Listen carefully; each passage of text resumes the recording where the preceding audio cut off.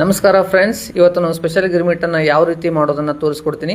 ಒಂದು 10 ಈರುಳ್ಳಿ ಹೋಟ್ಲಿಗೆ ಬೇಕಾಗುತ್ತೆ ಅಂತ ಹೇಳ್ಬಿಟ್ಟು ಒಂದು 10 ಈರುಳ್ಳಿಯನ್ನು ಕಟ್ ಮಾಡ್ಕೊಳ್ತಾ ಇದ್ದೀನಿ. ಸೊ ನೀವು ಮನೆಗೆ ಆದರೆ ಒಂದು 5 ಸಾಕಾಗುತ್ತೆ. ನೋಡಿ, ಇಷ್ಟು ಚಿಕ್ಕದಾಗಿ ನಾವು ಕಟ್ ಮಾಡ್ಕೊಂಡು ಇಟ್ಕೊಳ್ಳೋಣ.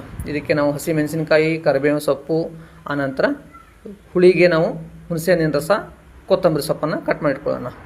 ಇವಾಗ ಬಾಣಲೆಗೆ ಎಣ್ಣೆ ಹಾಕ್ಕೊಂಡು ಎಣ್ಣೆಗೆ ನಾವು ಸಾಸಿವೆ ಜೀರಿಗೆಯನ್ನು ಹಾಕಿ ಇದಕ್ಕೆ ನಾವು ಕರಿಬೇವು, ಆನಂತರ ಹಸಿ ಮೆಣಸಿನಕಾಯಿ, ಆಮೇಲೆ ಹೆರ್ಸಿಟ್ಟಿರ್ತಕ್ಕಂತಹ ಈರುಳ್ಳಿಯನ್ನು ಹಾಕಿ ನಾವು ಕಂದು ಬಣ್ಣ ಬರೋವರೆಗೂ ಬೇಯಿಸ್ತಾ ಹೋಗೋಣ. ಹಸಿ ವಾಸನೆ ಎಲ್ಲ ಹೋಗಬೇಕದು. ಆ ರೀತಿ ನಾವು ಅದನ್ನು ಕಲಿಸ್ತಾ ಹೋಗೋಣ. ಪೂರ್ತಿ ಬ್ಲ್ಯಾಕ್ ಆಗುವವರೆಗೂ ಮಾಡಲಿಕ್ಕೆ ಹೋಗಬಾರ್ದು. ಸ್ವಲ್ಪ ನೋಡಿ ಇಷ್ಟು ಬಂದರೆ ಸಾಕಾಗತ್ತೆ. ಇದಕ್ಕೆ ನಾವು ರುಚಿಗೆ ತಕ್ಕಷ್ಟು ಸ್ವಲ್ಪ ಬೆಲ್ಲವನ್ನು ಹಾಕಿಕೊಂಡ್ರೆ ಇನ್ನೂ ಟೇಸ್ಟ್ ಆಗಿರುತ್ತೆ. ಇದಕ್ಕೆ ನಾವು ಅರಿಶಿನ, ಆನಂತರ ರುಚಿಗೆ ತಕ್ಕಷ್ಟು ಉಪ್ಪು, ಆನಂತರ ಇದಕ್ಕೆ ನಾವು ರುಚಿಗೆ ತಕ್ಕಷ್ಟು ಇಂಗನ್ನು ಸೇರಿಸ್ಕೊಳ್ಳೋಣ. ಸ್ಮೆಲ್ಲು ಮತ್ತು ಟೇಸ್ಟ್ ಇರುತ್ತೆ.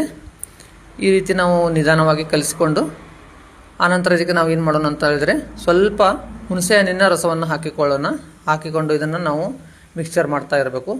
ಇವಾಗ ಕೊನೆಯದಾಗಿ ಕೊತ್ತಂಬರಿಯನ್ನು ಹಾಕೊಳ್ಳೋಣ. ಮುಂಚೆನೇ ಹಾಕಿ ಒಗ್ಗರಣೆ ಕೊಡ್ಬೋದಾಗಿತ್ತು, ಆದರೆ ಅದು ಕಪ್ಪು ಬಣ್ಣ ಬರುತ್ತೆ ಅಂತೇಳಿ ನಾವು ಕೊನೆಯದಾಗ ಹಾಕ್ತಾಯಿದ್ದೀವಿ. ಚೆನ್ನಾಗಿ ಟೇಸ್ಟ್ ಬರುತ್ತೆ, ಸ್ಮೆಲ್ ಕೂಡ ಬರುತ್ತೆ. ನೋಡಿ, ಇದನ್ನು ನಾವು 4 ದಿನ ನಾವು ಫ್ರಿಜ್ನಲ್ಲಿ ಇಟ್ಕೊಂಡು ಡೈಲಿ ಒಂದು 4-5 ಜನ ಸೇರಿ ತಿನ್ಬೋದು. ಮಕ್ಕಳಿಗೆ ಡೈಲಿ ಸಾಯಂಕಾಲ ಬಂದ ತಕ್ಷಣ ಮಾಡಿಕೊಡ್ಬೋದು.